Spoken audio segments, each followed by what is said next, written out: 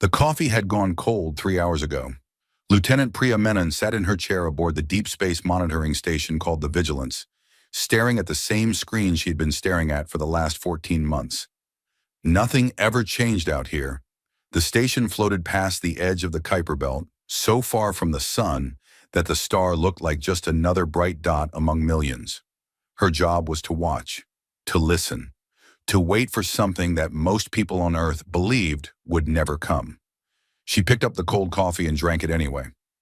It tasted terrible, but it was better than nothing. The station had a crew of 9 people floating in the most remote place any human had ever lived, doing the most boring job in the entire solar system.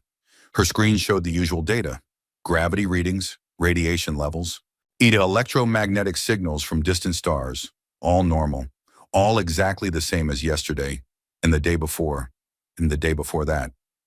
Then the numbers changed. Priya blinked. She set down her coffee and leaned forward. The gravity sensors were picking up something strange. A disturbance. Not one object, but many. Hundreds. Then thousands. The readings kept climbing, and the pattern was wrong. Natural objects did not move like this. Asteroids did not arrive in formation. Comets did not drop out of faster-than-light travel in coordinated waves. Her hands started to shake. She ran the numbers again, then a third time. The computer confirmed what her eyes were telling her, and her stomach turned to ice.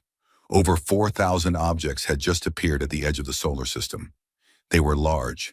They were moving fast. And they were coming inward, toward the sun, toward the planets, toward Earth. Priya hit the emergency transmission button so hard she cracked the plastic cover. Solcom Command, this is Vigilance Station, Priority Omega. I am detecting over 4,000 unidentified mass signatures entering the solar system in coordinated formation. This is not a drill. Repeat, this is not a drill. The signal would take hours to reach Earth at the speed of light, but it would not need to. Humanity had built relay stations across the solar system for exactly this reason. The message bounced from one hidden transmitter to the next, hopping across billions of kilometers in minutes. By the time Priya had finished her second transmission, the message was already arriving at Solcom Command in Geneva. It was a Tuesday afternoon in Switzerland when the world changed. Fleet Admiral Konstantin Voronov was eating a sandwich in his office when his personal terminal began screaming. He put the sandwich down slowly, wiped his hands on a napkin, and read the message. He read it twice. Then he picked up his phone and called the war room. This is Voronov. Activate Protocol Prometheus. All stations, all fleets, all assets. This is not a drill. He said it the same way he might have ordered lunch. Calm, flat, controlled. The people who knew Voronov understood that this was exactly when he was most dangerous. The man did not panic. He had spent 40 years in the military and the last 15 preparing for this exact moment. Every simulation, every war game, every sleepless night spent studying alien technology recovered from crashed probes and refugee ships had led to this Tuesday afternoon. Within 1 hour, the war room was full. Admirals, generals, intelligence officers, and civilian leaders crowded around the massive holographic display that showed the entire solar system. The enemy fleet appeared as a cloud of red dots beyond Neptune, moving steadily inward. 4,200 ships, said Commander Lena Okafor, Voronov's chief intelligence officer. She was a tall woman with sharp eyes and a voice that cut through noise like a blade. Formation is consistent with Vreth Dominion, standard invasion patterns. Pyramid structure, heavy ships at the core, screening vessels on the flanks. The room went quiet at the name, the Vreth Dominion. Everyone in that room knew the name. When 80 years ago, a small, damaged alien ship had crashed on the dark side of the moon. Inside were 3 survivors of a species called the Telleri. They were refugees, the last of their kind. The Vreth had destroyed their homeworld, just as they had destroyed hundreds of others. The Telleri had lived for 6 years in a secret facility before they died. In that time, they told humanity everything. They described the Vreth Dominion, an empire that stretched across 1,000 star systems. They described the Vreth method: find a species, study it from a distance, determine that it was too primitive to resist, then send an armada, conquer the planet, enslave the population, or, if the species was deemed too troublesome, simply wipe it out. The Talari had warned humanity with their dying breaths. The Vreth would come. They always came. It was only a matter of time, and so humanity had prepared. The world had not been told everything. The average person on Earth knew that aliens existed. They knew that first contact had been made decades ago. But they did not know the full extent of what had been built in the dark, cold spaces between planets. They did not know about the weapons hidden in the asteroid belt, the fleets constructed inside hollowed-out moons, the sensor networks woven through the outer solar system like an invisible spiderweb. They did not know about the 80 years of quiet, obsessive, paranoid preparation that had consumed the resources of every nation on Earth, all working together in secret for the first time in human history. Voronov looked at the red dots on the display and felt nothing. Not fear, not excitement, just a cold, hard focus, white like a lens clicking into place. "What do we know about their commander?" he asked. Okafor pulled up a file. "Based on fleet composition and communication intercepts, we believe the Armada is commanded by Grand Admiral Zarak, known as Zarak the Unbroken. He has led over 40 planetary conquests for the Dominion. He has never lost." "He has never fought us," Voronov said quietly. On the other side of the solar system, aboard the massive flagship called the Throne of Silence, Grand Admiral Zarak was holding a briefing of his own. The Vreth were tall beings, nearly 3 meters in height, with 4 arms and skin like dark blue stone. Their eyes were black and showed no white.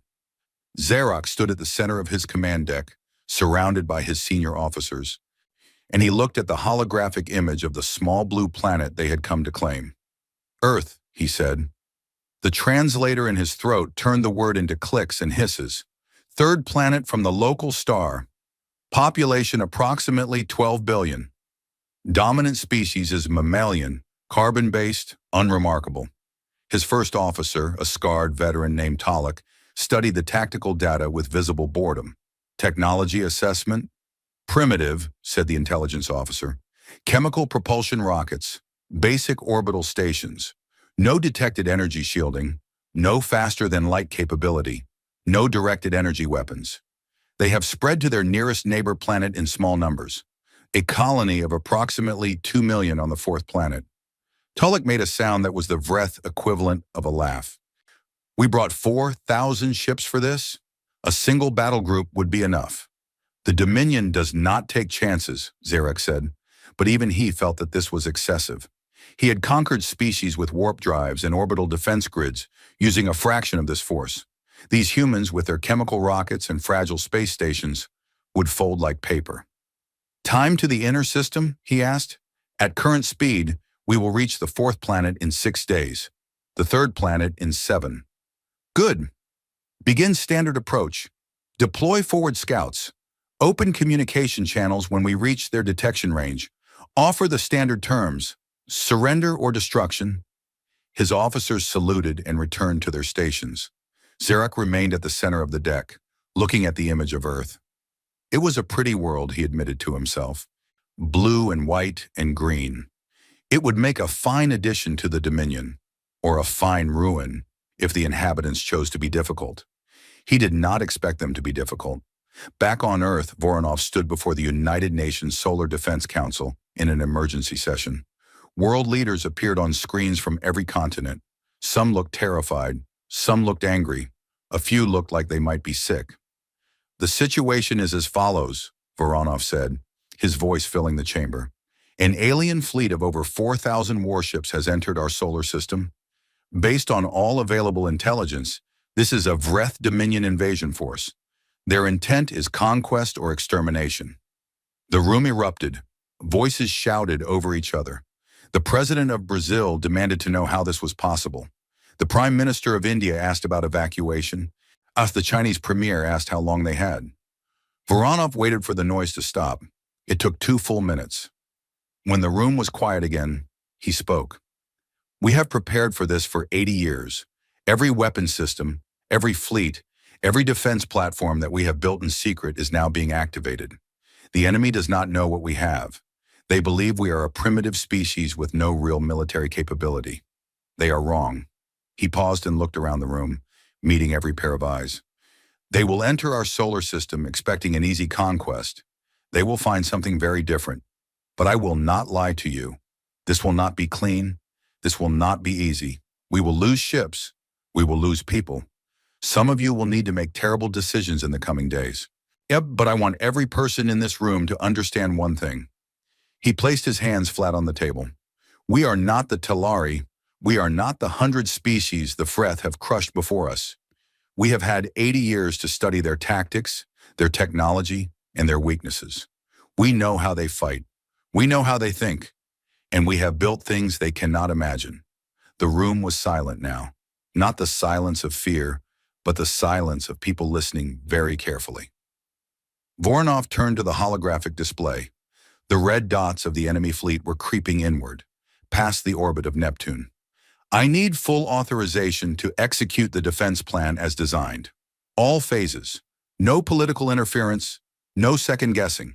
The military chain of command must be clear and unbroken from this moment until the threat is eliminated. The vote was unanimous. For the first time in human history, every nation on Earth agreed on the same thing at the same time. In the days that followed, the solar system came alive in ways the Vreth could not see. Deep in the asteroid belt, massive doors opened on the surfaces of rocks that had been hollowed out decades ago, and warships slid into the darkness, running cold, emitting nothing. Around Jupiter, carrier groups powered up in the shadow of the gas giants' crushing radiation belts, where no alien sensor could reach. On Mars, the underground cities sealed their blast doors, and the colonists were told the truth. All 2 million of them. And in the outer solar system, stretching from Neptune to beyond the orbit of Uranus, the outer defense network woke up. Thousands of platforms, each one no larger than a car, each one coated in sensor-absorbing material, each one carrying enough weapons to kill a warship. They had been sleeping for decades, drifting in the cold and the dark, waiting for the signal. The signal came. Priya Menon, still aboard the Vigilance, watched her screens as the defense network activated. Tiny blue dots appeared across her display, spreading out in a vast web.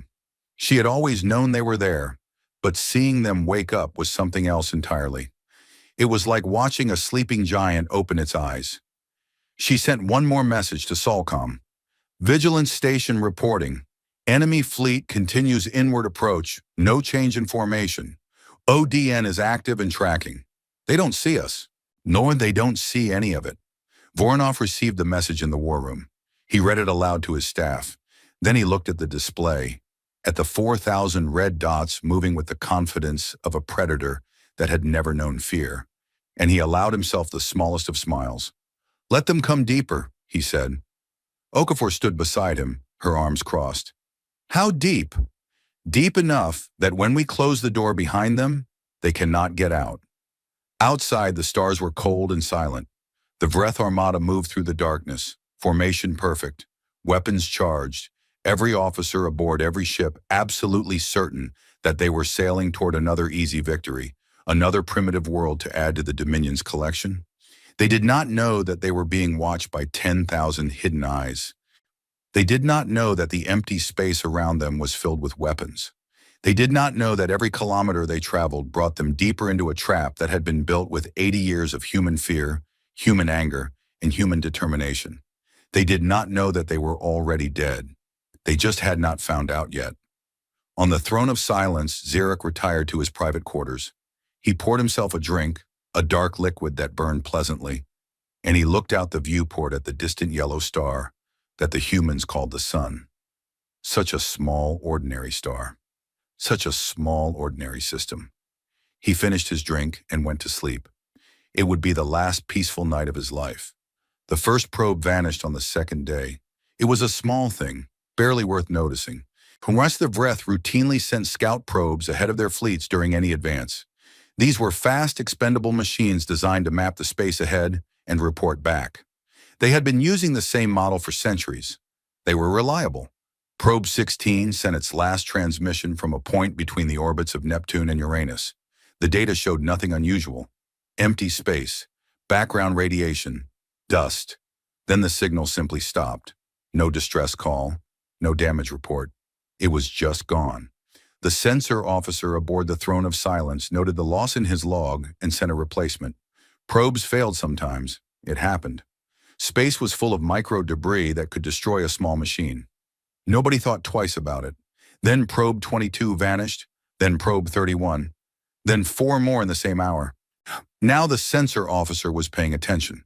He pulled up the trajectory data and studied it carefully.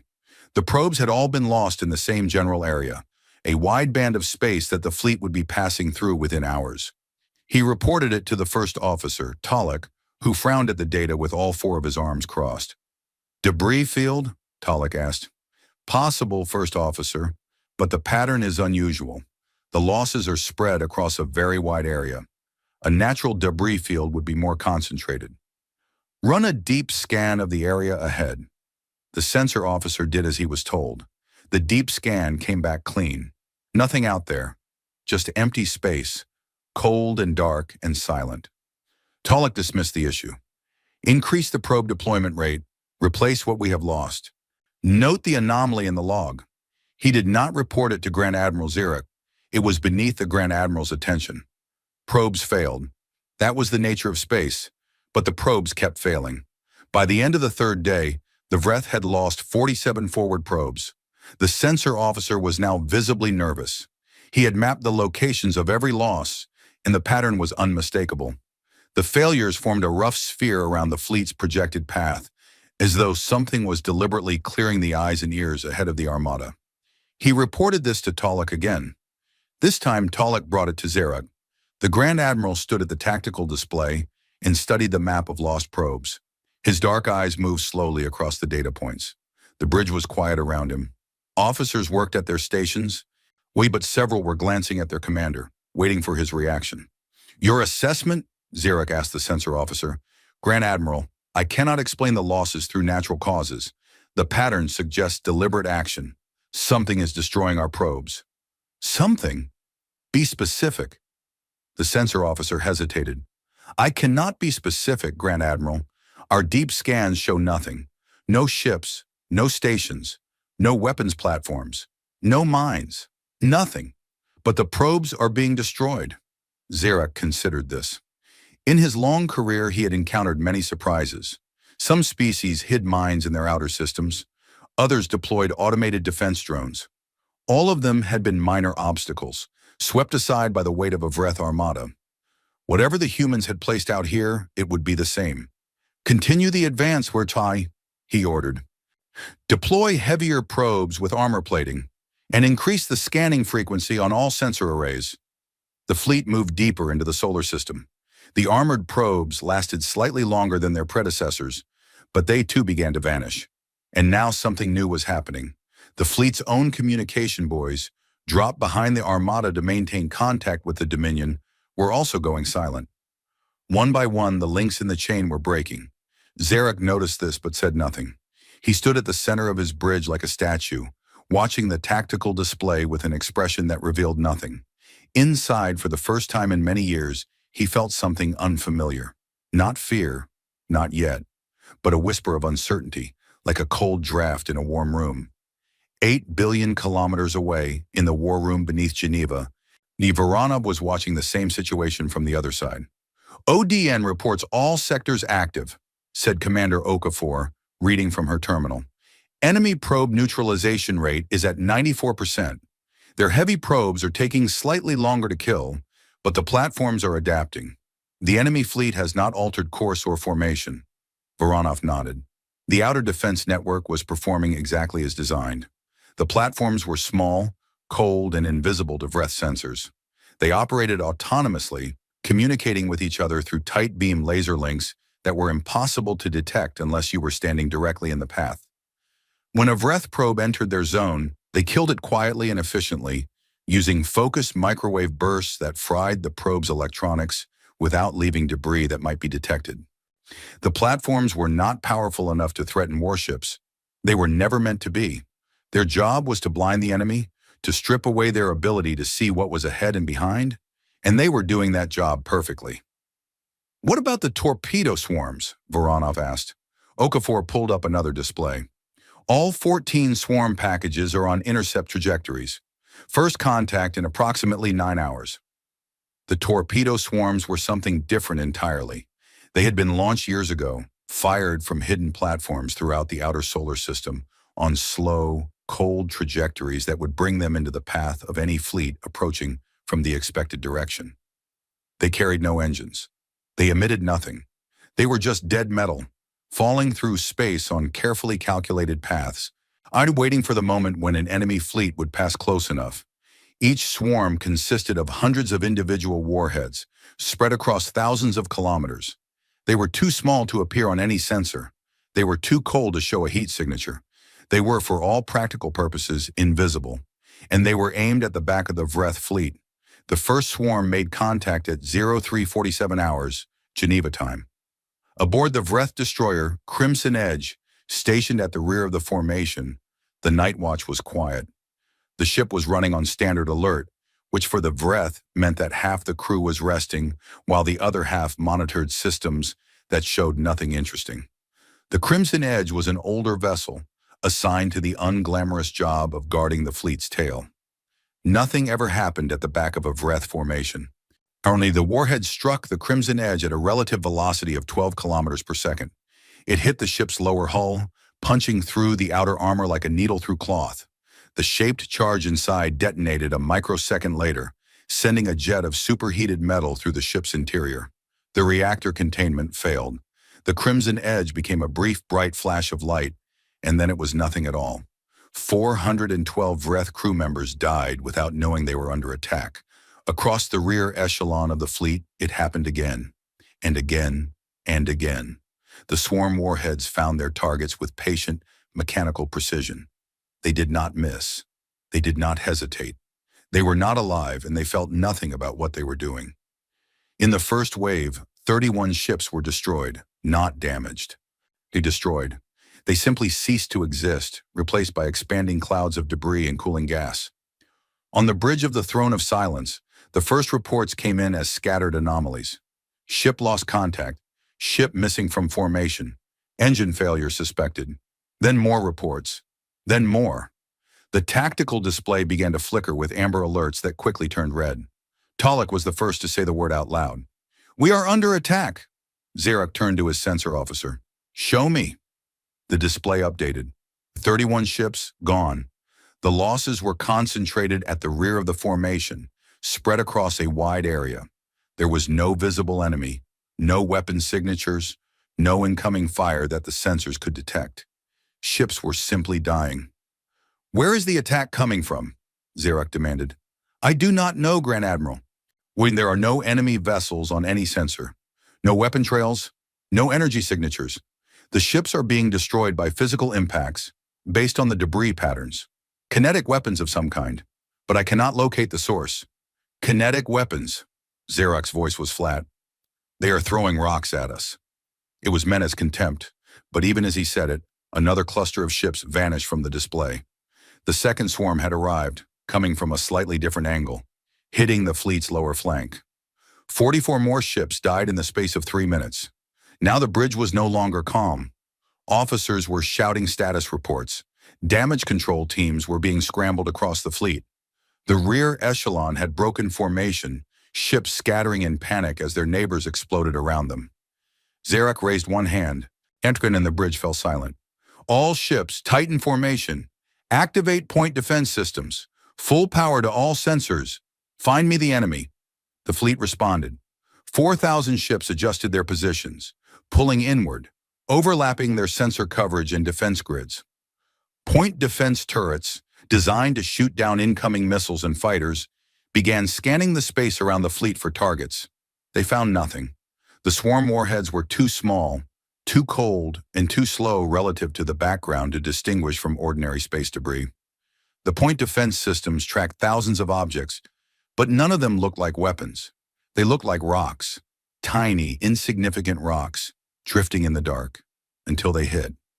The third swarm came from above the formation, striking the upper screen of escort vessels.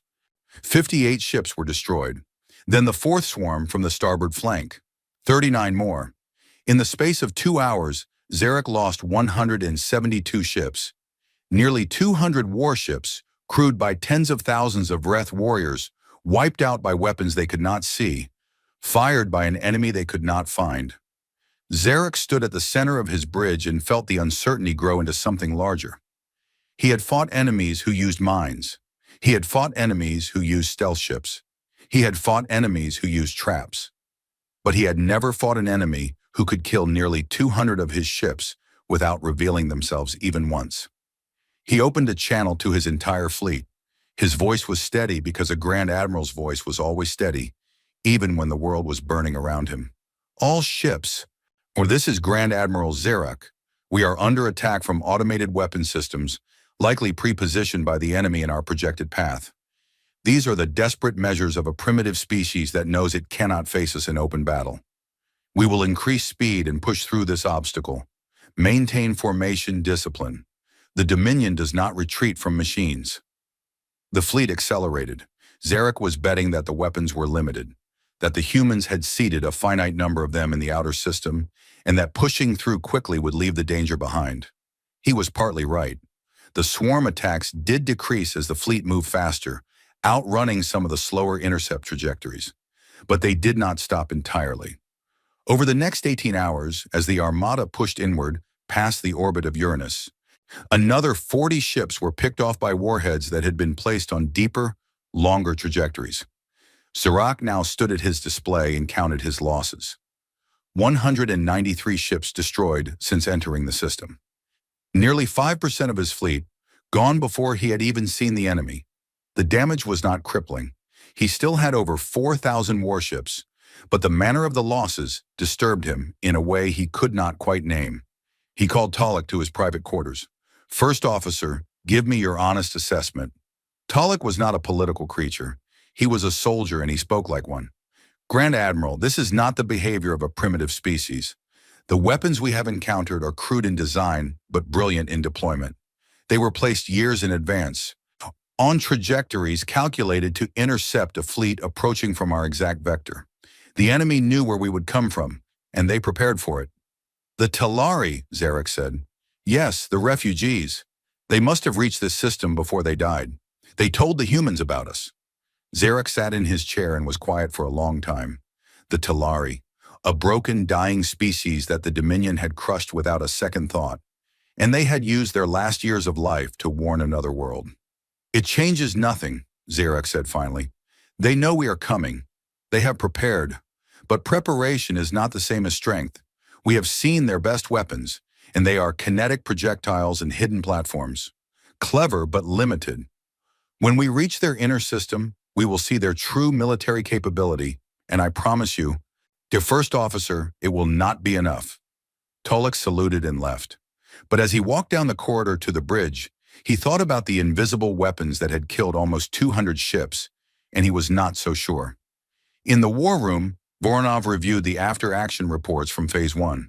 The numbers were good. Nearly 200 enemy ships destroyed, and the Vreth still had no idea what had hit them. But Voronov was not celebrating. "They have adjusted," he said, looking at the fleet's new formation. "Tighter, faster, with better sensor coverage. Zarek is not a fool. He pushed through the swarm field faster than we projected. Some of the deeper swarm packages will miss their intercept windows." "We still took almost 200, Okafor pointed out. "Out of 4,000. It is a scratch, Commander. A painful scratch. Ash, but a scratch. He has learned from it.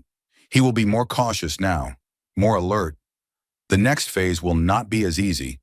He turned to the display showing the Vreth fleet's projected path. They were heading inward, toward Jupiter, toward the real fight. "Send the alert to Admiral Tanaka. Tell her the enemy has entered the engagement zone faster than expected. She needs to be ready." Okafor sent the message. Then she looked at Voronov. "Sir, do you think they have any idea what is waiting for them at Jupiter?" Voronov watched the red dots moving across the display. 4,000 ships carrying millions of Vreth warriors, sailing with the confidence of a species that had never known defeat. "No," he said, "and that is the only advantage that matters." In the cold space between Uranus and Saturn, the Vreth Armada pressed on. Behind them, the debris of their destroyed ships drifted in silence, cooling slowly in the empty dark. Ahead of them, the solar system waited. Zarak stood on his bridge and stared into the blackness ahead. He had won 40 campaigns. He had broken species with warp technology and planetary shields. He had earned the title the Unbroken through decades of flawless victory. But tonight, standing on his bridge, looking into the dark space that had just eaten almost 200 of his ships without showing him a single enemy, he felt something he had not felt since he was a young officer on his first campaign. He felt like he was being watched. His sensor officer approached, his voice careful and quiet.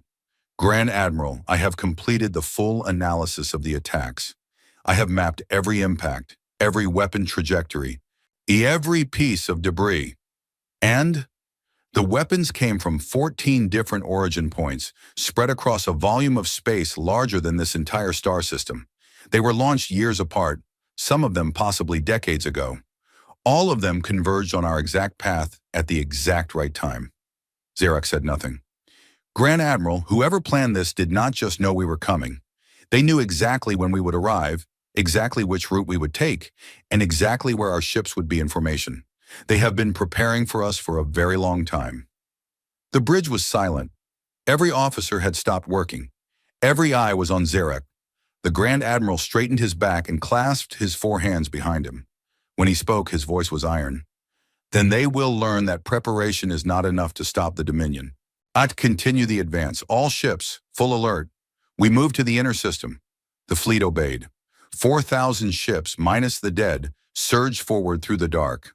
But the dark was not empty. It had never been empty. And in the cold spaces ahead, things were waking up that would make the swarm attacks look like a gentle rain before the storm. Admiral Yuki Tanaka had been living inside a rock for 3 years. The asteroid was called Hector, one of the largest objects in the Trojan cluster that shared Jupiter's orbit. From the outside, it looked like any other dead rock floating in space. Cratered, gray, unremarkable. But the inside had been hollowed out over 2 decades and turned into the most powerful naval base humanity had ever built. 4 carrier groups were hidden here, tucked into the radiation shadow of Jupiter, where no alien sensor could reach. Over 200 warships of various sizes, from fast corvettes to heavy cruisers, along with thousands of unmanned combat drones stored in launch racks like sleeping wasps. The crews had been living in the rock for months, training, running simulations, and waiting for the call. The call had come 3 days ago. Tanaka stood in the command center of the ISS Defiance, her flagship. She was a small woman, barely over 5 feet tall, with gray hair cut short and eyes that her crew described as either calm or terrifying, depending on the situation. She had spent her entire career in the Solar Defense Forces, rising through the ranks not through politics or connections, but through a simple reputation. She won. She always won. And she took care of her people. Right now, her people were scared. They tried not to show it, but she could see it in the way they moved, the way they checked their instruments one too many times, the way they laughed a little too loudly at bad jokes in the mess hall. They were about to fight an alien fleet that outnumbered them 20-1. They had every right to be scared. Tanaka addressed her fleet over the command channel. She did not give a long speech. She was not that kind of admiral. "This is Tanaka. The enemy fleet will enter Jupiter space in approximately 14 hours. They are coming to kill us and everyone we have ever loved. We are going to make them regret that decision. All ships, begin deployment. Follow the plan. Trust your training. I will see you on the other side." The asteroid opened its doors and the fleet poured out into the darkness. They scattered quickly, each ship group heading to its pre-assigned position. Some hid behind Jupiter's moons. Others settled into orbits within the gas giant's massive radiation belts, where the electromagnetic noise would mask their presence. The drone carriers positioned themselves at the flanks, ready to release their swarms at the right moment. Tanaka had studied the Vreth for years. She knew their tactics, their formations, their preferred engagement ranges. She knew that Vreth warships were powerful, with heavy energy weapons and strong shields designed to absorb and deflect directed energy attacks. But she also knew their weakness, a weakness that was built into the very logic of their military doctrine. The Vreth had never fought an enemy that used kinetic weapons at relativistic speeds. Every species they had conquered used energy weapons, because energy weapons were the standard across the galaxy. Shields were designed to stop energy weapons. Armor was designed to resist energy weapons. The entire Vreth military machine was built around fighting enemies who shot light at them. Humanity did not shoot light. Humanity shot metal. The kinetic lance accelerators were the backbone of the human fleet. Each capital ship carried between 2 and 6 of them. They were in principle simple devices. They were magnetic accelerators, mass drivers, railguns scaled up to sizes that would have made the engineers of the previous century weep with joy. They fired tungsten rods, each one about 2 meters long, at 10% of the speed of light. At that velocity, a tungsten rod carried more kinetic energy than a nuclear warhead. And no shield in the galaxy could stop it, because the Vreth shields were designed to absorb energy, not solid matter traveling at 30,000 kilometers per second. Tanaka had 14 hours. She used every minute. The Vreth fleet entered Jupiter space on schedule, their formation tight and alert. Zarek had learned from the outer system attacks. He had pulled his screening vessels closer, increased his sensor output, and placed his heaviest ships at the front and flanks. The formation bristled with weapons, ready to respond to any threat. He expected mines. He expected more invisible kinetic swarms. He was prepared for those. He was not prepared for what he found. The first sign of trouble was a gravitational anomaly near Europa. The Vreth sensors detected a brief fluctuation, as though something massive had moved near the moon.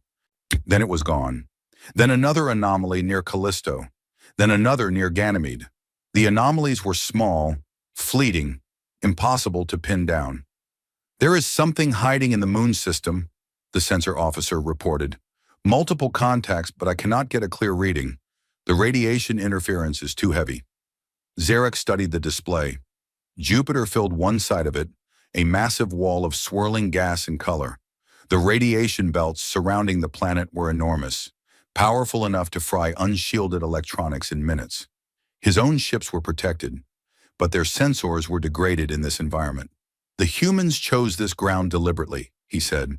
"The radiation masks their presence. Clever." "Shall we bypass Jupiter entirely, Grand Admiral?" Talek asked. "Or not, we could adjust course and proceed directly to the inner system." "No," Zarek's voice was firm. "If they have forces here, I will not leave an enemy at my back. We clear this area, then we advance. All ships, combat formation. Weapons free. Prepare to engage." 4,000 ships shifted into battle formation. The Armada spread out, weapons charged, sensors straining to pierce the electromagnetic fog of Jupiter's radiation. They moved forward slowly, cautiously, like a great beast sniffing the air for danger. They found it. Tanaka gave the order at 11:42 hours. One word: fire. From behind the moons, from within the radiation belts, from positions that the Vreth had been staring at for hours without seeing anything, the human fleet opened fire. The kinetic lances spoke first. Tungsten rods streaked across the void at a significant fraction of the speed of light. At that velocity, there was almost no time between firing and impact. The rods were invisible to the naked eye, too fast to track, too small to register on sensors until it was far too late. The first Vreth dreadnought took 3 rods through its center mass.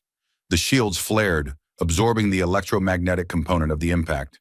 But the rods themselves passed through the shield like it was not there. They hit the armor and punched through it as if it were wet paper. The ship broke apart from the inside, its structural supports shattered, its reactor breached. It exploded in a silent flash that was visible from every ship in the formation. Then the ship next to it died. Then the ship next to that one. Then 5 more. Then 20. The Vreth formation erupted into chaos. Ships that had been sailing in perfect order suddenly found themselves surrounded by the wreckage of their neighbors. Debris slammed into hulls. Chain reactions of exploding ships tore holes in the formation. Officers screamed for orders. Point defense systems fired wildly at targets they could not see.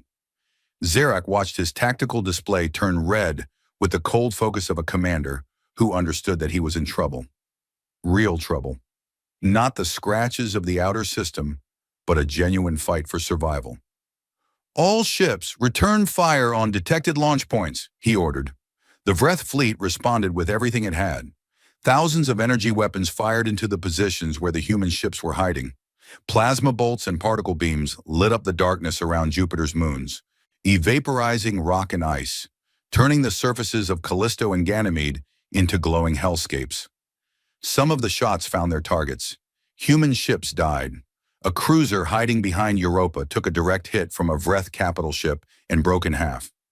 A carrier group near Io was caught in a crossfire and lost 3 ships in seconds. Human blood was being spilled now, and Tanaka felt every loss like a knife in her chest. But the human ships were fast, faster than anything the Vreth had ever seen. They used Jupiter's moons as cover, darting out to fire their kinetic lances, and then slipping back into the radiation belts before the Vreth could target them. It was hit and run on a scale that Zerak had never experienced. The humans fought like wolves, striking from the shadows, vanishing, then striking again from a different direction. And then the drones came. Tanaka launched the swarms. Thousands of unmanned combat drones poured out of their carrier ships like clouds of insects. Each drone was small, fast, and cheap. Each one carried a single shape-charged warhead, and they were controlled not by individual pilots, but by a networked artificial intelligence that treated the entire swarm as a single organism. The swarm did not think like a person, it thought like a predator. It identified the weakest points in the Vreth formation, the ships with damaged shields, the vessels that had fallen out of position, the gaps created by destroyed ships, and it poured through those gaps like water through cracks in a dam. Vreth point defense systems were designed to shoot down missiles and fighters. They were very good at it. They destroyed hundreds of drones in the first minutes of contact, but for every drone they killed, 3 more took its place. The swarm adapted in real time, learning the firing patterns of the point defense turrets, predicting where the shots would go, flowing around the defensive fire like a river flowing around rocks. The drones hit the Vreth ships in waves. They targeted engine nacelles, sensor arrays, shield generators, weapon mounts. They did not try to destroy the ships outright. They crippled them. A dreadnought with no engines was a sitting target. A destroyer with no sensors was blind. A cruiser with no shields was naked. And behind the drones, the human warships came again with their kinetic lances, firing into the crippled ships, finishing what the swarms had started. The battle raged for 6 hours. 6 hours of constant, brutal, close-range combat around the moons of Jupiter. The radiation belts crackled with energy discharges. The surfaces of the moons were scarred with impact craters from stray shots. Debris fields spread across thousands of kilometers, making navigation increasingly dangerous for both sides. Zerak fought with everything he had. He was a brilliant commander, and even in the chaos, he adapted. He pulled his fleet into a tighter sphere, concentrating his firepower, creating overlapping fields of defense that the drones could not easily penetrate. He identified the positions of the human carriers and focused his heaviest weapons on them, destroying 4 carriers in a coordinated strike that sent a wave of grief through the human fleet. But every time he stabilized his formation, the humans shifted their tactics. Yes, they were not following a rigid plan. They were thinking, adapting, improvising in real time. Their commanders were talking to each other, sharing information, adjusting their approach minute by minute. It was a style of warfare the Vreth had never encountered, a style built not on rigid discipline and overwhelming force, but on flexibility, creativity, and a willingness to take risks. By the 12th hour, it was over. The space around Jupiter was a graveyard. Over 1,000 Vreth ships had been destroyed or crippled beyond repair. The human fleet had paid dearly, losing nearly 60 ships and thousands of lives. But they had held. They had more than held.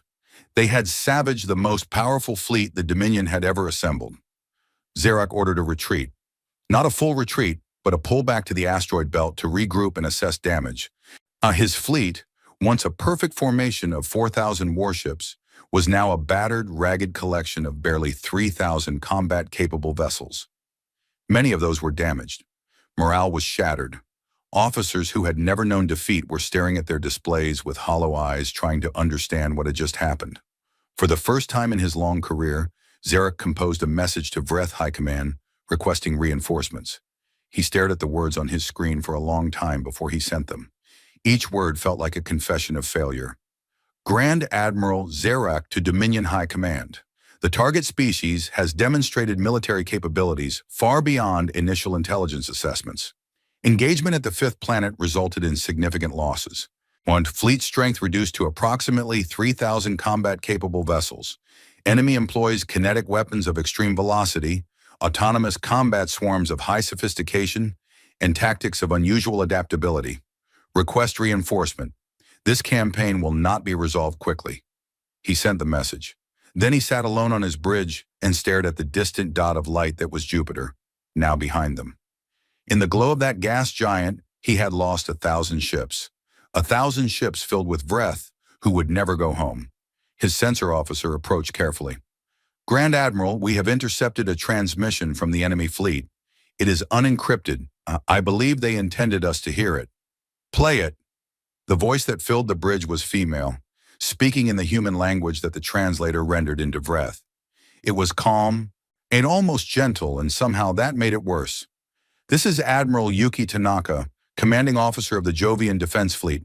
To the commander of the Vreth Armada, you have entered our home. You have come to take what is ours. Today you learn that we will not give it to you. Turn back. Leave our system. This is the only warning you will receive. The bridge was silent. Every Vreth officer stared at the speakers as though the voice itself were a weapon. Zarak turned off the transmission. She is brave, he said quietly. But bravery does not win wars. Numbers win wars. We still have 3,000 ships. They showed us perhaps 200. The mathematics still favor us. He straightened in his chair. Set course for the inner system. We bypass their remaining forces and proceed directly to their colonies. We take their worlds. Afern and their fleet will have nothing left to defend. The fleet began to move again, limping but still dangerous, still vast, still carrying enough firepower to burn worlds. They left the Jupiter system behind, heading inward toward the asteroid belt, toward Mars, toward Earth. On the Defiance, Tanaka watched them go. Her ship was damaged, her fleet was battered, and she had lost friends today. Good people, brave people. She allowed herself 1 minute of grief, standing alone in her quarters with her eyes closed and her hands pressed flat against the cold metal wall. Then she opened her eyes and walked back to the bridge. All surviving ships, form up. We follow them. Mars will need everything we have left. Her communications officer relayed her after-action report to Solcom. The report was detailed and honest. They had performed well, and they had exceeded expectations. But the enemy still had 3,000 ships, and Jupiter had cost the human fleet dearly. In the war room, Voronov read the report in silence. When he finished, he looked at Okafor. She cut them by a quarter. That is better than any simulation predicted. It is, Okafor agreed. But he still has 3,000 ships, sir, and he is heading for Mars now. He is not stopping. He is not regrouping. He is angry, and he is going straight for our people. Voronov nodded slowly. Then we give him what he is looking for. Activate the Ares protocol. Tell Mars to prepare. He paused, looking at the display. The red dots were moving inward, still numerous, still dangerous. And ahead of them, the small red circle of Mars waited. She bought us everything we needed, Voronov said quietly. He was talking about Tanaka. Now we use it. 2 million people on Mars were about to become the front line of humanity's last stand, and the weapons buried under their feet were about to shake the very foundations of what the galaxy believed was possible. Governor Amara Diallo had never wanted to be a wartime leader. She was an engineer by training, a builder by nature. She had come to Mars 20 years ago as part of the third colonial wave, when the underground cities were still being carved from the red rock. She had spent 2 decades turning those tunnels into homes, into schools, into parks with artificial sunlight, where children played under simulated blue skies. She had become governor because people trusted her to keep building, to keep making Mars a better place to live. Now she was standing in the emergency command center of Olympus City, the largest settlement on Mars, looking at a tactical display that showed 3,000 alien warships heading straight for her planet. How long, she asked. Colonel James Park, the military commander of the Mars garrison, checked his terminal. At current speed, the Vreth fleet will reach Mars orbital space in approximately 19 hours. 19 hours. Diallo looked at the display and did the math she had been avoiding. 2 million people lived on Mars, spread across 6 underground cities. There was no way to evacuate them. There was nowhere to go. The transport ships that connected Mars to Earth were fast, but not fast enough to outrun a Vreth warship. If the enemy reached Mars, there was no running. The Ares Protocol, she said. It was not a question. She had been briefed on it when she became governor, but she had never truly believed it would be used. It had seemed like an abstraction, a nightmare scenario locked away in classified files. Yes, Governor, Solcom has authorized full activation. The weapon systems are powering up now. Diallo closed her eyes for a moment. The Ares Protocol was humanity's most terrible secret, buried beneath the surface of Mars, hidden under Olympus Mons and the Tharsis Plateau and half a dozen other locations, were the largest weapons ever constructed by human hands. They were directed energy arrays, massive installations that focus gamma radiation into concentrated beams, powerful enough to vaporize a warship at a distance of millions of kilometers. They were powered by antimatter. Humanity had been producing and stockpiling antimatter for 50 years, microgram by painstaking microgram. So the total stockpile was small by weight, barely a few grams, but the energy contained in those few grams was staggering. Each firing cycle consumed a portion of the stockpile and converted it into a beam of pure destruction that nothing in the known galaxy could withstand. But the weapons had a cost. They were huge and they drew enormous amounts of power. Every time the arrays fired, they would drain the power grid that kept the underground cities alive. Life support would falter, air recyclers would stall, heating systems would fail. For minutes at a time between each shot, 2 million people would be sitting in the cold and the dark, breathing air that was slowly running out. Diallo opened her eyes. How long between shots? Approximately 7 minutes for the primary arrays to recharge. During that window, when we will need to manage power carefully, I recommend cycling life support systems across the cities in sequence, so no single city goes completely dark. 7 minutes. Diallo thought of the children in the schools, the elderly in the medical centers, the families in their homes. 7 minutes without heat on a planet where the surface temperature was minus 60 degrees. 7 minutes without air recycling in sealed underground tunnels. We can survive 7 minutes, she said. We cannot survive the Vreth. She turned to her communications officer. Open a channel to all cities. I want to speak to everyone. 5 minutes later, her voice filled every tunnel, every home, every corridor on Mars. This is Governor Diallo. By now, many of you have heard the reports. An alien fleet is approaching Mars. I will not lie to you about the danger. It is real. It is serious. But I want you to know that we are not undefended. Weapon systems have been activated that will protect our planet. When these weapons fire, you will feel it. The lights will dim. The air will get thin. It will be frightening. I am asking you to be brave. I am asking you to trust that the lights will come back on. I am asking you to take care of each other during the dark minutes. We are Martians.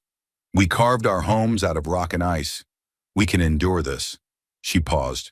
When she spoke again, her voice was softer. Hold your children close. Check on your neighbors. And know that every person in uniform on this planet and beyond it is fighting for you right now. We will get through this. Together. She ended the transmission and leaned against the console, was suddenly exhausted. Colonel Park put a hand on her shoulder. That was good, Governor. They needed to hear that. I needed to say it, she replied. The hours passed. Mars prepared. In the cities, people followed the emergency protocols they had practiced but never believed they would use. Families gathered in designated shelter zones. Medical teams pre-positioned supplies in case of power failures. Engineers ran final checks on backup generators and emergency air supplies. Everyone was scared, but they were also doing what needed to be done. Beneath the surface, the Ares arrays powered up.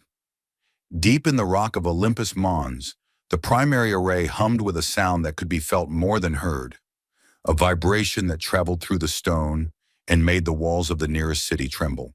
While the antimatter containment systems reported green across the board, the targeting computers locked onto the approaching fleet, tracking 3,000 contacts with patient, mechanical precision. And from the direction of Jupiter, Battered but still fighting, Admiral Tanaka's fleet was coming. The Defiance had taken heavy damage at Jupiter. One of her main engines was gone, and her port kinetic lance was destroyed. But her remaining weapons worked. Her crew was alive, and Tanaka was not the kind of person who let damage reports stop her. She had gathered every ship that could still fly, 87 vessels out of the original 200, and pushed them at maximum speed toward Mars. They would arrive just as the Vreth fleet entered Mars orbital space. It would be close, dangerously close. Admiral, Solcom confirms the Ares protocol is active, her communications officer reported. Mars garrison is at full readiness. Governor Diallo sends her regards and says, and I am quoting directly, please hurry. Tanaka allowed herself a brief smile. Tell the governor we are coming as fast as we can, and tell her to save some of them for us. The Vreth fleet arrived at Mars 16 hours later. Zarek had used the transit time well. He had reorganized his fleet, distributed damaged ships into support roles, and placed his strongest remaining dreadnoughts at the front of the formation.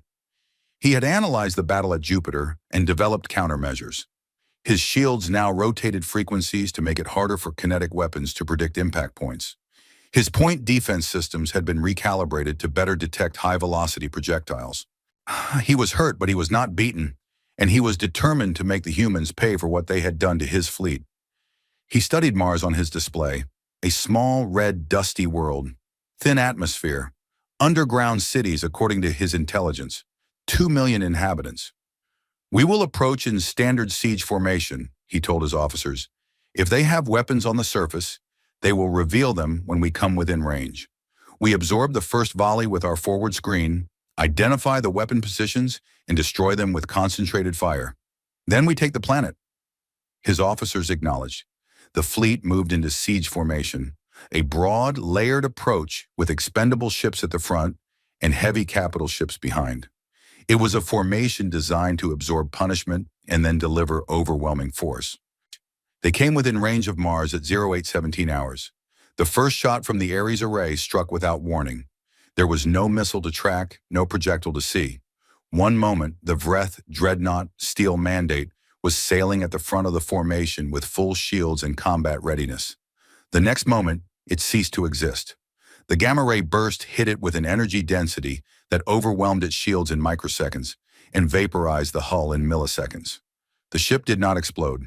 It simply vanished, replaced by a rapidly expanding cloud of plasma. The ship next to it was caught in the edge of the beam and broke apart, its hull melting like wax. A third ship, slightly farther away, survived but was so badly damaged that it tumbled out of formation, dead and dark. On the bridge of the Throne of Silence, the tactical display flashed red. 3 ships gone in an instant. Zarek stared at the data, trying to understand what he was seeing. Report. What hit them? Directed energy weapon, Grand Admiral. Gamma ray spectrum. Origin point is the surface of Mars. The weapon is incredibly powerful. Our shields had no measurable effect. Gamma rays. Zarek knew the physics. Gamma radiation was the most energetic form of light in the universe. A weapon that could focus gamma rays into a coherent beam would be devastating against any target. But the energy required to produce such a beam at this range was enormous, far beyond what a primitive species should be able to generate. They have antimatter, he said quietly. It was the only explanation. Only matter-antimatter reactions could produce enough energy to power a weapon like that. How is that possible? Tolek demanded. Our intelligence said they had no advanced energy production. Our intelligence was wrong, Zarek replied, as it has been wrong about everything else concerning this species. The second shot came 7 minutes later. Another dreadnought vaporized. 2 escorts gutted by the beam's edge. The Vreth formation shuddered. Zarek made his decision quickly. Sitting still and absorbing these shots was death. He had to close the distance, get his fleet close enough to Mars that the surface weapons could not fire without risking their own planet. And he had to do it fast before those weapons chewed his fleet to pieces. All ships, maximum acceleration, close to planetary orbit, attack formation. 3,000 ships surged forward. The Ares arrays fired again, and again, and again. Each shot destroyed or crippled 2 to 4 ships. Each shot was followed by 7 minutes of silence as the arrays recharged. Zarak timed the intervals perfectly and drove his fleet forward in the gaps between shots, accepting losses but closing the distance with every cycle. On Mars, the lights went out. In Olympus City, the first power cycle hit like a physical blow. The lights died. The air recyclers stopped.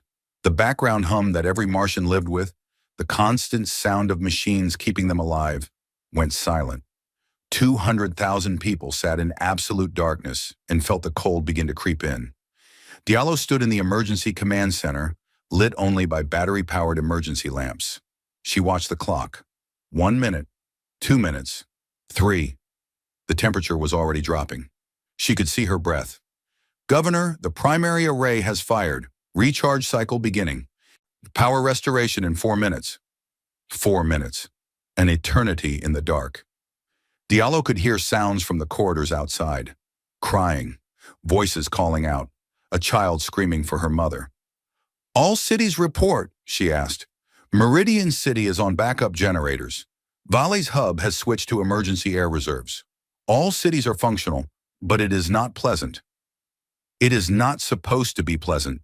It is supposed to keep us alive." The lights came back on after 7 minutes. The air recyclers hummed back to life. People gasped in relief. Then 3 minutes later, the arrays fired again, and the lights went out again. It went on like this for hours. Fire, darkness, cold, silence. Then light and air again for a few minutes. Then darkness again. A rhythm of terror and relief that wore on the nerves of every person on Mars. In the shelters, Naka people held each other. Parents wrapped their children in every blanket they could find. Elderly residents were moved to the innermost tunnels, where the rock itself held residual heat. Medical teams worked by flashlight, tending to people who had panic attacks or whose health conditions were aggravated by the cold and the thin air. And above them, the sky was on fire. The Vareth fleet pushed forward through the Ares bombardment. They were dying, ship by ship, but they were closing the distance. Zarak threw his heaviest ships forward as shields, accepting their destruction to buy time for the rest of the fleet. It was brutal, ruthless calculus, spending lives to gain kilometers, but it was working. Then Tanaka arrived. The Jovian fleet, 87 damaged, exhausted, battered ships, dropped out of high-speed approach on the Vreth flank. And they did not have the strength for another Jupiter-scale battle. They did not need to. Tanaka had one objective, and she had calculated the cost. She split her fleet in two. The larger group, 60 ships under Captain Reyes, engaged the Vareth flank, drawing fire and creating chaos. The smaller group, 27 ships led by Tanaka herself on the Defiance, drove straight into the heart of the Vreth formation. It was a suicide run. Everyone knew it. Tanaka knew it. Her crew knew it. They went anyway. The Defiance and her escorts punched through the outer screen of Vreth ships, firing kinetic lances at point-blank range. At these distances, the tungsten rods barely needed to accelerate. They tore through ship after ship, leaving a trail of wreckage. But the Vreth were firing back, and at this range, they did not miss. Where ships around the Defiance began to die, the destroyer Magellan took a plasma bolt through her reactor and vanished in a white flash. The cruiser Sun Tzu was raked by particle beams and broke apart. One by one, Tanaka's escorts were torn away from her. But they had done their job. They had driven a wedge into the Vreth formation, forcing ships apart, creating a gap. And through that gap, the Ares arrays had a clear line of fire into the densest concentration of enemy vessels. Tanaka opened a channel to Mars. "Governor Diallo, I have opened a corridor. Fire the primary array now, bearing 270, elevation 15. You have a clear shot into their core." Diallo looked at Colonel Park. He confirmed the targeting data with a nod. She gave the order. The primary array under Olympus Mons fired its most powerful shot yet. The gamma ray burst streaked through the gap in the Vreth formation and hit the dense cluster of capital ships at its center. 23 ships were destroyed instantly. 14 more were crippled. The heart of the Vreth Armada was ripped open like a wound. On the throne of silence, Zarak watched his tactical display with the expression of a man watching his own funeral. The center of his formation was gone. Nearly 40 ships destroyed in a single shot, and the flanking attack was still tearing at his edges. His fleet was disintegrating around him. Grand Admiral, we must withdraw, Tulloch said. His voice was urgent, almost pleading. If we remain, we will lose everything. Zarak did not answer immediately. He was watching one ship on his display, a small human vessel, badly damaged, surrounded by Vreth warships, still fighting. It was the Defiance, Tanaka's ship. The Defiance was dying. Her shields were gone. Her hull was breached in a dozen places. Half her crew was dead, but her remaining kinetic lance was still firing, still killing, still spitting tungsten rods into every Vreth ship within range. Tanaka stood on her shattered bridge, bleeding from a wound on her forehead, and directed her ship's fire with calm, precise orders. A Vreth dreadnought turned its main weapon on the Defiance. The plasma bolt hit the human flagship amidships. The ship broke in two. The forward section tumbled, burning. The aft section exploded. Admiral Yuki Tanaka, along with 314 members of her crew, was gone. But she had won. The gap she had torn in the Vreth formation could not be closed. The Ares arrays kept firing through it, shot after shot, for each one carving deeper into the enemy fleet. Captain Reyes took command of the surviving human ships and pressed the attack from the flank, keeping the Vreth disorganized and unable to reform. The battle lasted 11 hours from first contact to last shot. When it finally ended, the space between Mars and the asteroid belt was a graveyard. 2,800 Vreth warships had been destroyed over the course of the entire battle. From the first Ares shot to the last drone strike, the red planet floated in a sea of twisted metal and cooling debris. Zarak's flagship survived, barely.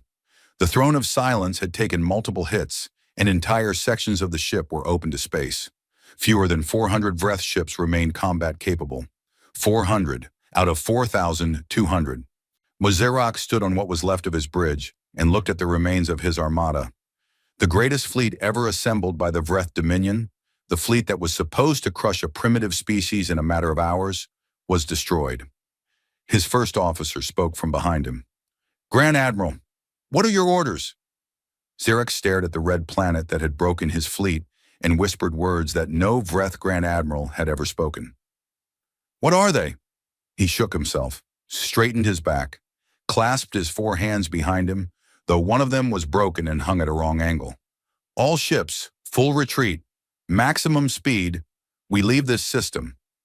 The surviving ships began to turn. Damaged engines fired. The remnants of the mightiest armada in Vreth history limped toward the outer system, when heading for the edge of the solar system where they could engage their faster-than-light drives and flee. Then a transmission came through. Not a weapon, not a threat. A voice, calm and cold, translated into Vreth and broadcast on every frequency. This is Fleet Admiral Konstantin Voronov of the United Nations Solar Defense Command, speaking to the commander of the Vreth invasion fleet. Zarak listened. You came to our home. You will not leave it. The transmission ended. The bridge was silent. Tulloch looked at Zarak. Grand Admiral, what does he mean? Zarak did not answer. He was staring at his sensors, at the space ahead of them, the space between Mars and the outer system, the space they needed to cross to escape. His sensor officer looked up from his console with an expression that Zarak had never seen on a Vreth face before. It was terror.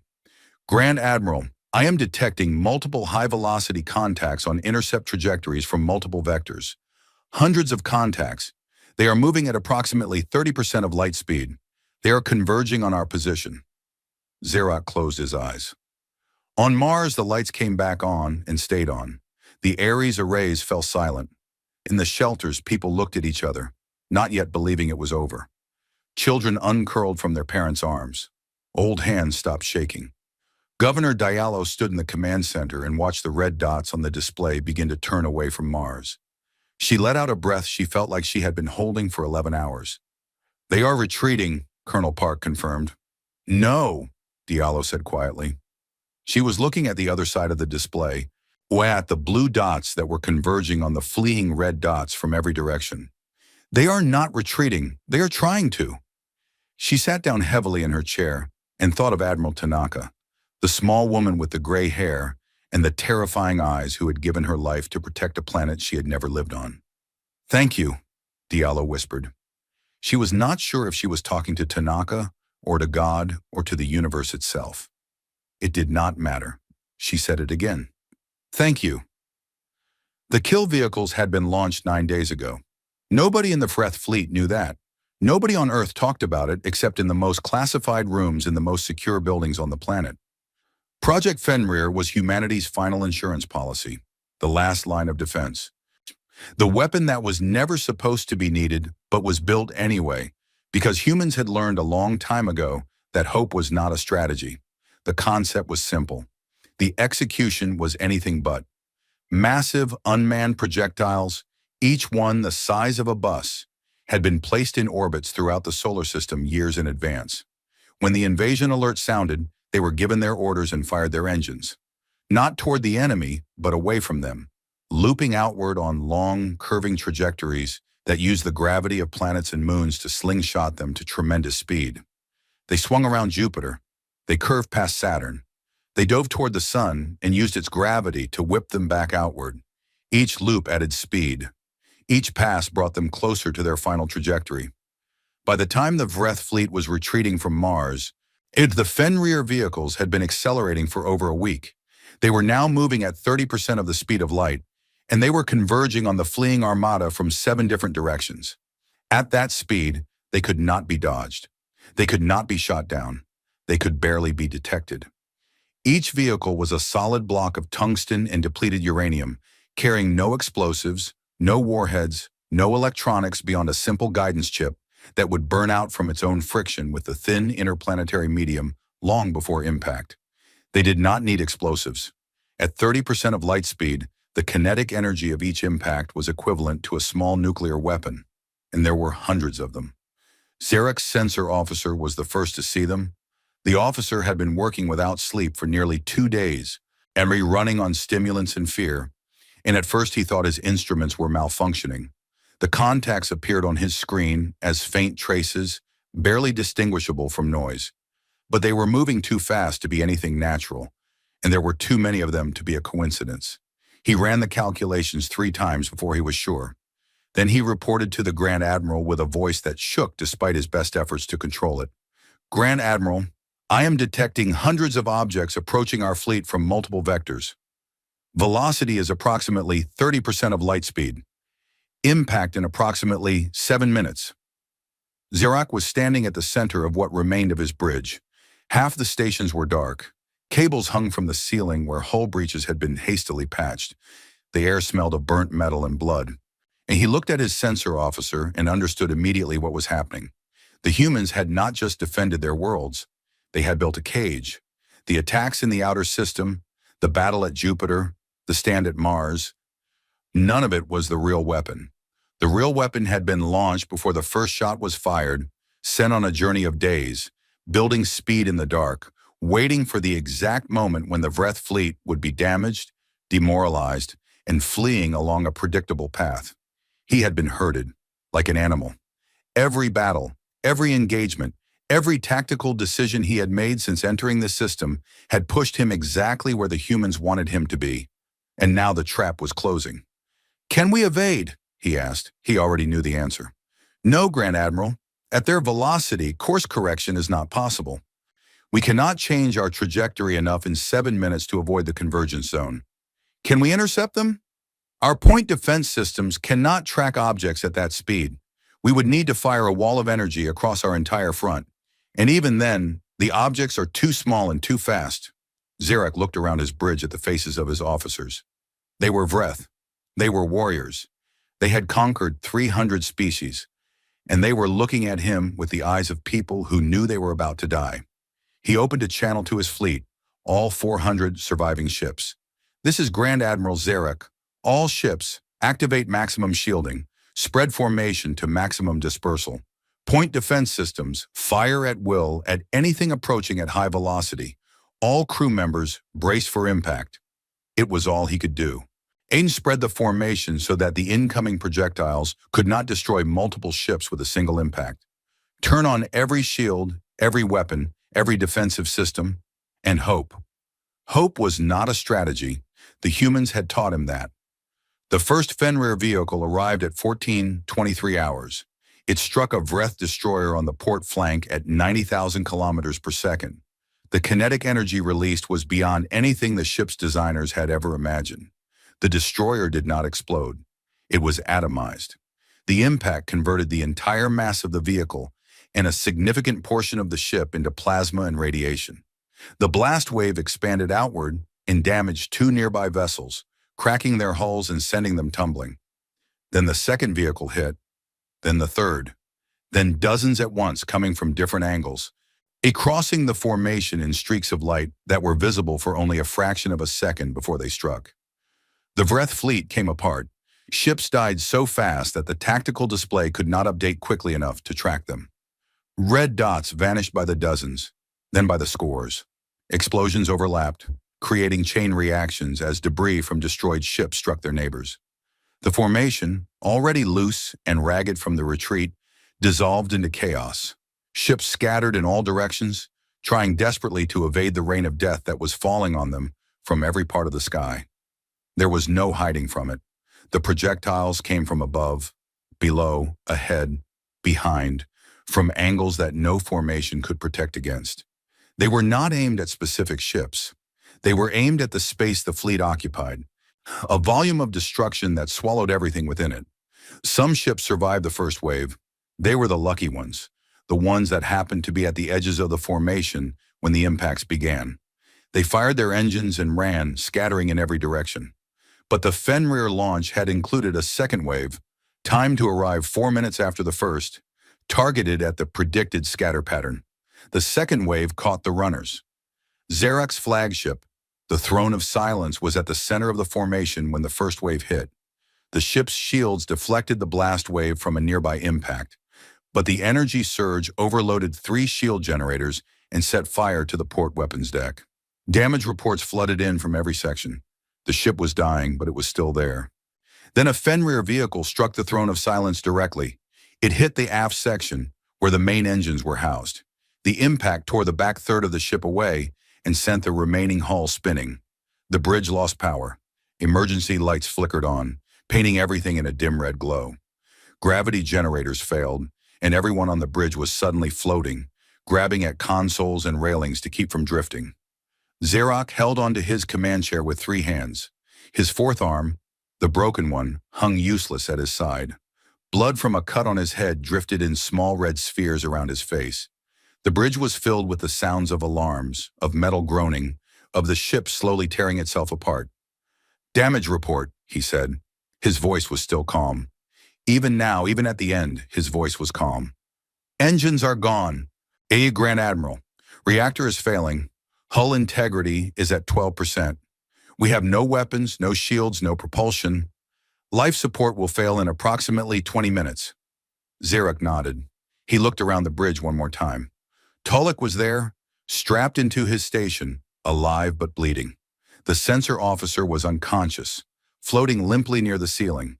Several officers were dead, killed by flying debris or explosive decompression.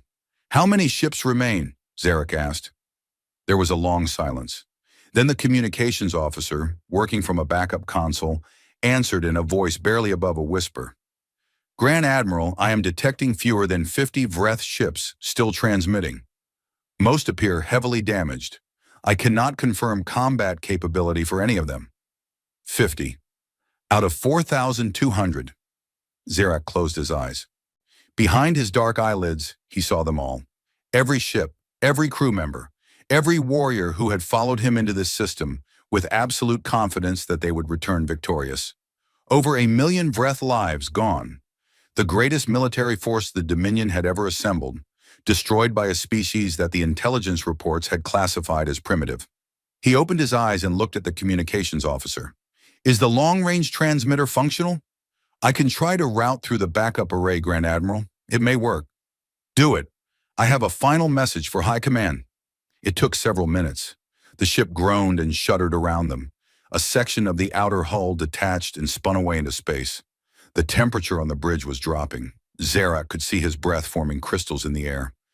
The communications officer looked up. "Channel open, Grand Admiral. Signal is weak, but it should reach Dominion relay stations." Zarek pulled himself into a proper position, straightening his back despite the pain, facing the communication array as though he were standing before the Dominion Council itself. When he spoke, his voice was clear. "This is Grand Admiral Zarak, commanding the Throne of Silence. This message is for Dominion High Command. Priority absolute." He paused. The words came not from duty or obligation, but from something deeper. Something that a Vreth commander was not supposed to feel. Honesty. "The invasion fleet has been destroyed. Of 4,200 warships, fewer than 50 remain, all critically damaged. The target species, designated human, it possesses military capabilities that exceed our own in every measurable category. Their weapons are beyond anything in the Dominion's experience. Their tactics are adaptive, creative, and ruthless. Their will to fight is absolute." He paused again. The ship shuddered. Something deep in the hull gave way with a metallic scream.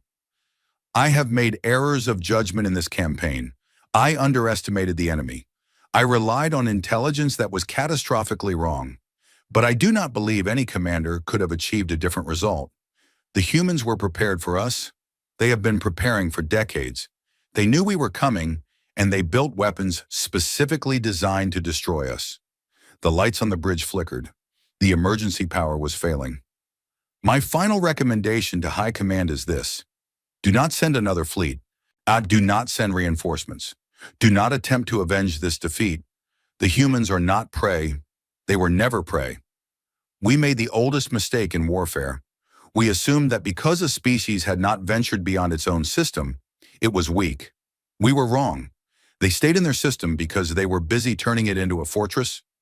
The ship lurched. Tollick called out that the reactor containment was about to fail. They had minutes, perhaps less. Zarak leaned forward, his dark eyes burning with a fire that had nothing to do with anger and everything to do with the terrible clarity of a being who finally understood the truth. "Do not come here. Do not send anyone here. They were never prey. We were." He closed the channel. The communication officer confirmed that the message had been transmitted. Zarak thanked him. Then he thanked Tollick, and on every officer still alive on the bridge, one by one. It was not a Vreth custom. Vreth commanders did not thank their subordinates, but Zarak was no longer interested in custom. The reactor failed 3 minutes later.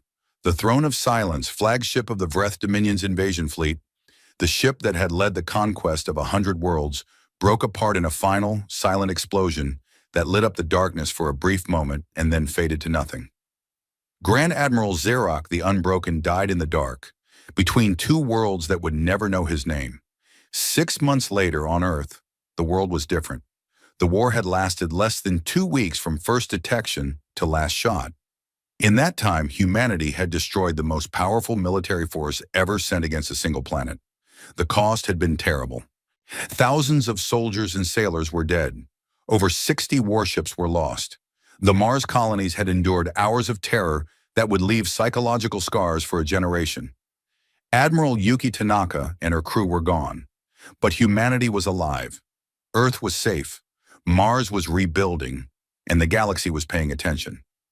Voronov stood before the United Nations General Assembly on a gray Tuesday morning in Geneva. He was old and tired. The war had aged him in ways that went beyond the physical. He moved slowly to the podium and looked out at the assembled leaders of every nation on Earth. 6 months ago, he began, we fought for our survival. Today, I stand before you not to celebrate, but to remember the people we lost, to remember the cost of what we did. He spoke of Tanaka. He spoke of the crew of the Defiance. He spoke of the drone operators who guided swarms into battle, knowing that every target they destroyed was a ship full of living beings. He spoke of the Mars colonists who sat in the dark and the cold while the sky burned above them. He spoke of Priya Menon, the young lieutenant who had been the first to see the enemy coming. He did not speak of glory. He did not speak of triumph. He spoke of fear, of sacrifice, of the terrible things that ordinary people had done because they had no other choice. Then he changed his tone. We have intercepted Vreth long-range communications over the past months. The message sent by their commander before his death has been received by the Dominion, and it is spreading. Not just within the Dominion, but beyond it. Other species that the Vreth conquered and enslaved long ago, could have heard what happened here. They have heard that a single species on a single world broke the greatest fleet the Dominion ever built. He looked out at the assembly. They are beginning to resist. On 7 worlds that we know of, subject species have risen up against their Vreth occupiers. The revolts are small, they are fragile, but they are happening because of what we did here, because we showed the galaxy that the Vreth can be beaten. The assembly was silent. Every leader, every diplomat, every translator in the room was listening.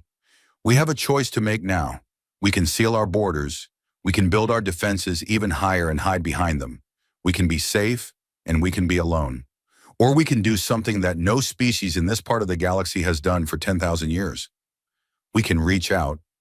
We can find the species that the Vreth have crushed. We can give them the weapons, the knowledge, and the hope they need to free themselves. He placed his hands on the podium. I am not a politician. I am a soldier. I do not know how to build alliances or negotiate treaties. But I know this. We did not fight this war to be safe. We fought it to be free. And freedom that exists only for us while others suffer is not freedom at all. It is cowardice. He straightened his back, and for a moment he looked like the young officer he had once been, full of fire and certainty. I recommend that this assembly authorize the creation of a galactic outreach program.